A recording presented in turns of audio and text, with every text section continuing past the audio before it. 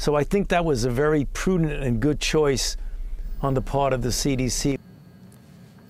The country's leading infectious disease expert, Dr. Anthony Fauci, on new guidance from the Centers of Disease Control and Prevention, cutting quarantine isolation time in half from 10 to 5 days. Good evening. I'm Laiu Ikaholokula. Rick Kwan has the night off. And I'm Mika Miyashima. The new guidelines released on Monday are for asymptomatic patients who have tested positive for the virus. Now, Dr. Fauci believes it was a good move by the CDC, but not everyone agrees. Now, with our top story tonight, KITV4's Leah Kamana joins us live. And Leah, you spoke with a local epidemiologist who thinks that this change is a big mistake.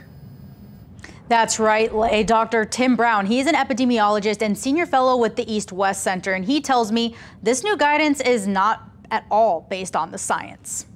I feel that releasing people from quarantine after 5 days without any sort of at least 2 days of rapid antigen testing where they test negative is a major mistake.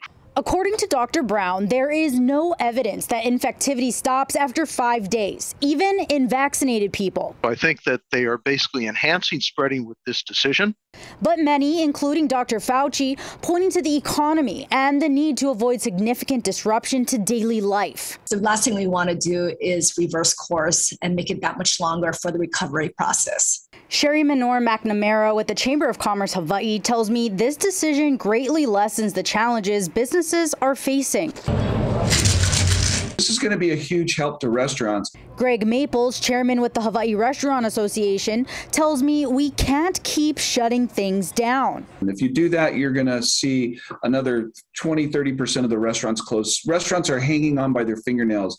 People forget that while they may be busy now, they're still debt-ridden with debt on their back from all the back rent that they still haven't been able to pay.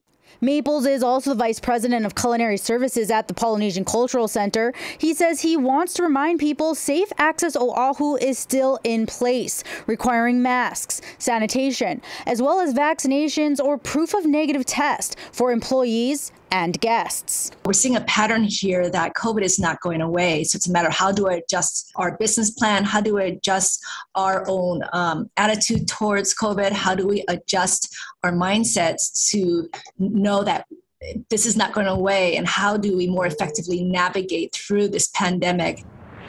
Sherry with the Chamber of Commerce tells me the guidance is still very new and says there needs to be more clarity for businesses to make the most informed decisions moving forward. I also reached out to the DOH, which tells me it is reviewing the CDC guidance and will announce soon whether the department will also adopt the new policies. Both the Chamber of Commerce and Restaurant Association tell me they will ultimately follow DOH's guidelines. Reporting live, Leah Kamana, KITV4 Island News.